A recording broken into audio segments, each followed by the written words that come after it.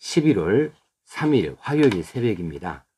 이제 찬송가 424장 아버지여 나의 마음을 맡아 주관하시고 1절과 2절 함께 부르시겠습니다. 424장입니다. 아버지여 나의 마음을 맡아 주관하시고 완악하고 교만한 것 편케 하여 주소서. 온유하고 겸손하여 화평하게 하시고 망령되고 악한 일을 물리치게 하소서. 아멘. 자비로우신 하나님 아버지, 11월 3일 새 하루를 우리에게 열어주셔서 감사합니다. 오늘 하루도 하나님 은혜 가운데 살기를 간절히 원합니다. 하나님께서 베푸시는 사랑을 우리가 확인하며 체험하며 살아가는 깨어있는 하루가 되어지기 원합니다. 우리가 하나님 앞에 잘못되이 행하는 일이 없도록 세심하게 우리 스스로를 살피는 날 되어줄 수 있기 원합니다. 시대가 힘들고 어려울지라도 우리가 믿음의 끈을 든든히 붙들고 나아갈 수 있게 하시고 오늘 이 새벽에 기도하는 것 우리 하나님이 다 들으시고 응답하여 주시옵소서. 예수님의 이름으로 기도드렸나이다. 아멘. 하나님 말씀 사무엘하 1장 1절에서 16절까지 봉독합니다. 사무엘하 1장 1절에서 16절까지 제가 조금 빠른 속도로 봉독하겠습니다. 사울이 죽은 후에 다윗이 아말렉 사람을 쳐 죽이고 돌아와 다윗이 시글락에서 이틀을 머물더니 사흘째 되는 날에 한 사람이 사울의 진영에서 나왔는데 그의 옷은 찢어졌고 머리에는 흙이 있더라. 그가 다윗에게 나와 땅에 엎드려 절하매 다윗이 그에게 묻되 너는 어디서 왔느냐 하니 대답하되 이스라엘 진영에서 도망하여 왔나이다 하니라. 다윗이 그에게 이르되 이 일이 어떻게 되었느냐 너는 내게 말하라. 그가 대답하되 군사가 전쟁 중에 도망하기도 하였고 무리 가운데 엎드려져 죽은 자도 많았고 사울과 그의 아들 요나단도 죽었나이다 하는지라. 다윗이 자기에게 알리는 청년에게 묻되 사울과 그의 아들 요나단이 죽은 줄을 네가 어떻게 아느냐. 그에게 알리는 청년이 이르되 내가 우연히 길보아 산에 올라가 보니 사울이 자기 창에 기대고 병구와 기병은 그를 급히 따르는데 사울이 뒤로 돌아 나를 보고 부르시기로 내가 대답하되 내가 여기 있나이다 한즉 내게 이르되 너는 누구냐 하시기로 내가 그에게 대답하되 나는 아말렉 사람이니이다 한즉 또 내게 이르시되 내 목숨이 아직 내게 완전히 있으므로 내가 고통 중에 있나니 청하건대 너는 내 곁에 서서 나를 죽이라 하시기로 그가 엎드려진 후에는 살 수 없는 줄을 내가 알고 그의 곁에 서서 죽이고 그의 머리에 있는 왕관과 팔에 있는 고리를 벗겨서 내 주께로 가져왔나이다 하니라. 이에 다윗이 자기 옷을 잡아 찢음에 함께 있는 모든 사람도 그리하고 사울과 그의 아들 요나단과 여호와의 백성과 이스라엘 족속이 칼의 죽음을 말미암아 저녁 때까지 슬퍼하여 울며 금식하니라. 다윗이 그 소식을 전한 청년에게 묻되 너는 어디 사람이냐. 대답하되 나는 아말렉 사람 곧 외국인의 아들이니이다 하니 다윗이 그에게 이르되 네가 어찌하여 손을 들어 여호와의 기름 부음 받은 자 죽이기를 두려워하지 아니하였느냐 하고 다윗이 청년 중 한 사람을 불러 이르되 가까이 가서 그를 죽이라 하매 그가 침에 곧 죽으니라. 다윗이 그에게 이르기를 내 피가 내 머리로 돌아갈지어다. 내 입이 내게 대하여 증언하기를 내가 여호와의 기름 부음 받은 자를 죽였노라 함이니라 하였더라. 아멘. 오늘부터 사무엘 하서를 묵상해 보겠습니다. 늘 은혜가 임하시게 되어지기를 바랍니다. 오늘의 내용은 블레셋 군대에 패전한 이스라엘과 그리고 사울 왕의 최후에 대해서 다윗이 보고를 받고 다윗이 취한 일련의 일들을 기록하고 있습니다. 블레셋과의 전쟁에서 패배한 그 이스라엘 진영에서 소년 하나가 나중에 자기 자신이 아말렉 사람이라고 말하긴 합니다만은 이 청년 하나가 다윗에게 와서 보고를 합니다. 이스라엘이 패배했고 사울 왕과 그의 아들 요나단이 죽었다고 이렇게 보고를 해요. 그 보고는 사실 그대로 맞았습니다. 그런데 그 보고 뒤끝에 이제 다윗이 이 청년에게 더 깊이 물어봅니다. 네가 어떻게 사울 왕과 아들 요나단이 죽은 줄을 아느냐? 이렇게 물어봤을 때에 이 청년이 말하기를 거짓말을 해요. 이제 사울이 죽어가면서 자기에게 자기를 죽여달라, 내가 고통을 받고 있으니 청하건대 나를 죽이라, 이렇게 해서 내가 볼 때 그대로 엎드러진 채로 있으면 죽을 수밖에 없는 형편인 줄 알아서, 살 수 없는 형편인 줄 내가 알아서 내가 그냥 그 고통을 당하지 않게 하기 위해서 그렇게 죽였습니다. 그러므로 내가 이 죽음의 증인입니다. 확실합니다. 그리고 그 증거로 이제 사울 왕의 머리에 있었던 왕관과 팔에 있던 고리를 벗겨서 내가 다윗에게 당신에게로 가져왔습니다 하고 증거품으로 내놓고 있어요. 자, 이 청년이, 아말렉 청년이 보고한 이 내용은 일부는 맞고 일부는 과장되어졌고 일부는 거짓말 보고입니다. 왜 이렇게 보고했을까요? 이제 그 귀중품이잖아요. 왕관과 팔찌도 당대에서는 값비싼 귀중품이에요. 그런데 이것을 자기가 취하지 아니하고 어떻게 다 내놓으면서 자기가 그렇게 주겠다고 말할 수 있을까? 다윗과 사울과의 관계를 이 청년이 알고 있기 때문에 그렇죠. 다윗은 사울에게서 계속 피해를 당한 사람이다. 고통을 겪고 있는 사람이다. 오랫동안 그렇게 힘든 삶을 살았다. 사울 왕이 죽었다 하면 좋아할 것이다. 그리고 이제 내가 거기에 공로를 세운 사람이다. 그렇다면 자기 자신에게 칭찬이 있을 것으로 기대했고 상급을 내릴 것으로 기대했기 때문에 이처럼 증거품으로 왕관도 팔찌도 다 다윗의 손에 전달해 주면서, 또 자기가 죽이지도 않았고 사울은 실제로는 자기 칼에 자기 엎드려서 자살했잖아요. 그런데 자기가 죽였다고 거짓으로 이렇게 보고하고 있는 겁니다. 이 소식이 좋은 소식일까, 기쁜 소식일까? 이 청년은 다윗에게 이 소식이 기쁜 소식이 될 줄로 믿어 의심치 않았어요. 그런데 다윗에게 결코 그 소식이 기쁜 소식이 아니었습니다. 우리가 살아가면서 많은 소식을 접합니다. 그래서 누군가에게 전해줄 수 있습니다. 그런데 내가 생각하는 대로, 내가 예측한 대로 그 소식을 받는 사람에게 기쁨이 되어지는 소식이 되지 아니하고 오히려 슬픔이 되어지는 소식이 된다면 그 소식 전달하지 아니하면 못하지요. 오늘 본문에서 보는 것처럼 그래요. 이 청년이 생각하는 것하고는 이 소식을 받는 이 다윗하고는 다르다는 이야기죠.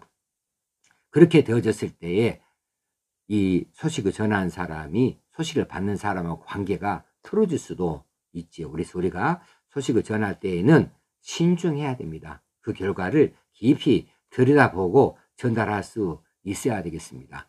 나쁜 소식은 뭐 전달하지 해서 하는 것이 썩 좋은 일은 아니고, 기쁜 소식이다 하면 꼭 전달해야 되고요. 나쁜 소식이지만 그 사람을 위해서 정말 그 사람에게 정말로 이 나쁜 소식이지만 알려주어서 피할 길을 만들거나 혹시는 속히 치료하게 한다거나 이렇게 산다면 이런 소식을 전달해야만 하지요. 그것이 결국은 그 사람에게 좋은 소식이 될 수 있기 까닭에 그렇습니다.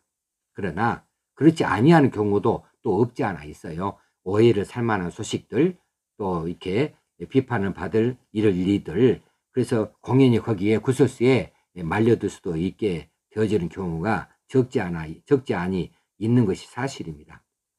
소식을 전할 때 우리가 신중할 필요가 있으나, 그러나 누구나 들어서 좋은 소식, 기쁨의 소식이 있어요. 이 소식은 우리가 전해야 됩니다. 알려야 됩니다. 그것은 바로 예수 그리스도의 복음이죠. 굿 뉴스, 좋은 소식이죠. 이 소식을 전함에 있어서는 우리가 결코 재볼 필요가 없습니다. 주저할 필요가 없는 겁니다. 이 소식이 그 사람에게 엄청난 큰 전환점이 되어지고 영생의 길을 열어줄 수 있게 까닭에 그렇습니다. 그 사람의 좋은 소식입니다. 이 소식을 전달하는 전달자가 되어지는 것 얼마나 명예스러운 일이고 또 귀한 일이 되겠습니까? 우리 모두 다 예수 그리스도의 복음을 전해주는 이 좋은 소식의 전달자가 되어줄 수 있기를 다짐하면 좋겠습니다. 자, 사울의 죽음에 대해서 이제 그 소식을 내막을 전체를 다 들었던 다윗이 이 소년에게 이 청년에게 어떻게 반응을 하고 있는가? 이 청년이 생각한 대로 다윗이 그 일을 기쁘게 받아들이고 아이고 참 좋은 일 했다. 너 때문에 내가 참 편하게 됐다. 그렇게 상급을 내렸는가? 아니죠. 다윗은 정반대였습니다. 사울 왕의 비보를 듣고 비통해했어요. 이스라엘 군의 패전을 듣고 아주 슬퍼했습니다. 왜냐하면 이스라엘은 하나님의 선민입니다. 하나님의 선민인 이스라엘이 블레셋에게 패했다. 이것은 하나님의 영광을 가리우는 것이고요. 하나님이 기름 부어 세우신 사울 왕이 죽었다. 이것도 전쟁통에 죽었다. 라고 하는 것은 하나님의 영광을 가리우는 일이죠.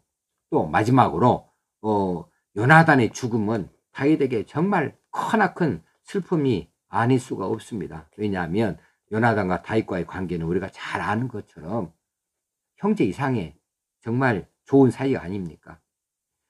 요나단이 다윗 때문에 여러 가지 많은 고초를 겪어가면서 다윗을 위해서 얼마나 크게 돌봐준 일이 있지 않습니까? 요나단이 죽었다는 소식은 아마 다윗에게는 아마 가슴이 무너지는 소식이었을 거예요. 이 소식을 다윗이 듣고서 기뻐할 수가 없는 거죠. 사울 왕이 죽었다는 소식, 이건 비보예요. 그래서 비통해했습니다. 정말 슬퍼했습니다. 그래서 이제 오늘 본문 다음에 나오는 17절 이하에 다윗이 슬픈 노래로 애가로 사울과 요나단을 조문했다, 조상을 했다. 이게 그런 그 슬픈 노래까지 지어서 부르기까지 했습니다. 다윗은 진심으로 사울 왕을 존중히 여겼습니다. 왜냐하면 하나님의 기름 부음을 받은 왕이었기 때문에 그렇습니다. 다윗은 언제든지 이 사실을 늘 기억하고 있었어요. 왕은 하나님의 기름 부음 받은 자이다. 그 왕이 나를 괴롭히고 나를 힘들게 하지만 그런데 나를 괴롭히는 것 이전에 그는 하나님의 손길로 기름 부음 받은 자이다. 그러므로 내가 그를 대적할 수가 없다. 내가 그를 대적하는 것은 하나님을 대적하는 것이다. 그렇게 생각을 했어요. 그렇기 때문에 2번씩이나 사울 왕을 완벽하게 죽일 수 있는 기회를 다윗이 가졌지만은 결코 손대지 않았잖아요. 죽이지 않았잖아요. 그러면서 그 옷자락 하나만 조금 잘라내면서도 마음으로 아파했다 라는 사실을 우리가 이미 알고 있는 겁니다. 그렇습니다. 다윗은 사울을 왕을 자기가 죽였다고 이렇게 거짓 보고하긴 하지만은 그렇게 말하고 있는 이 아말렉 소년을 그대로 둘 수가 없었습니다. 처형했습니다. 하나님의 기름 부음 받은 자 죽였다 이렇게 네가 스스로 말하고 있기 까닭에 너는 죽어야 한다는 거죠. 이것이 하나님의 공의입니다. 다윗은 그것처럼 그를 처단하고 말았습니다. 우리가 그래요.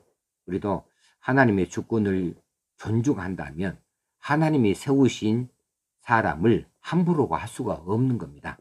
그 사람이 왕이 됐든지 아니면 선지자가 됐든지 아니면 제사장이 됐든지 오늘날에 하나님의 기름 부음 받은 하나님의 종이든지 우리가 함부로 판단하고 함부로 정죄하고 하는 일이 잘못된 일입니다. 정말 이 일은 함부로 할 수 없는 일입니다. 이런 일이 이렇게 쉽게 일어나고 되어진다면 이것 때문에 하나님의 나라가 아주 혼란 가운데 들어가게 되어지는 거죠. 오늘날 교회에서 이런 일들이 종종 들려나고 있어요.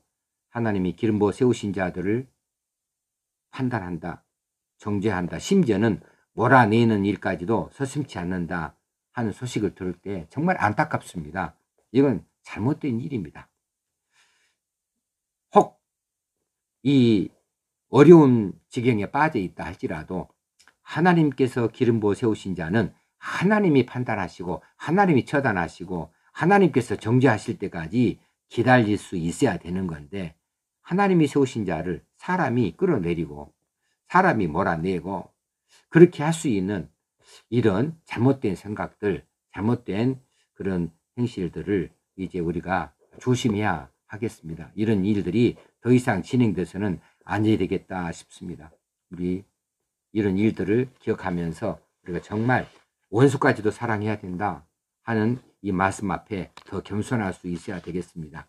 누가복음에도 그런 말씀 있잖아요. 오직 너희는 원수를 사랑하고 선대하며 아무것도 바라지 말고 빌리라. 그리하면 너희의 상이 클 것이요 또 지극히 높으신 이의 아들이 되리니 그는 은혜를 모르는 자와 악한 자에게도 인자로우시니라. 너희 아버지의 자비하심 같이 너희도 자비하라. 이 기름 부음 받은 자에 대해서 우리가 조심할 수 있도록 마음의 다짐이 있어야 할 때입니다. 오늘 기도하시고 또 새로운 힘을 얻어낼 수 있는 하루가 되어지길 바랍니다. 자비로우신 하나님 아버지, 오늘 또 이 새벽에 말씀하여 주신 것을 가슴 깊이 새기게 하여 주시옵소서. 우리가 좋은 소식을 전하는 자 되어지게 하여 주시옵소서. 우리가 하나님의 기름 부음 받은 자를 존중히 여길 수 있게 하여 주옵소서. 그래서 하나님의 주권을 우리가 존중히 여기는 자인 것을 나타내게 하여 주옵소서. 우리가 합심하여 힘을 합하고 그래서 하나님 나라를 함께 세워 나아가는 데에 정성을 다하게 하시고 또 더불어서 인내도 할 수 있게 하여 주옵소서. 오늘 하루를 하나님께 맡겨드립니다. 오늘도 좋은 날 되어지기 원합니다. 우리 주님 예수님의 이름으로 간절히 기도합나이다. 아멘.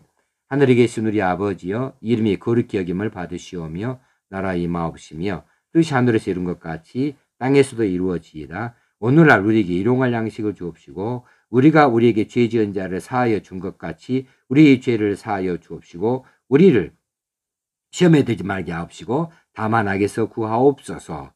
내게 나라와 권세와 영광이 아버지께 영원히 있사옵나이다. 아멘. 처음 시작할 때 불렀던 찬송가 424장 2절을 한번 읽어드리겠습니다. 이 말씀, 이 찬송을 오늘 한번 묵상하시면서 계속 그러면 좋겠습니다. 온유하고 겸손하여 화평하게 하시고 망령되고 악한 일을 물리치게 하소서. 오늘 또 하루가 승리하는 날 되어지길 바랍니다.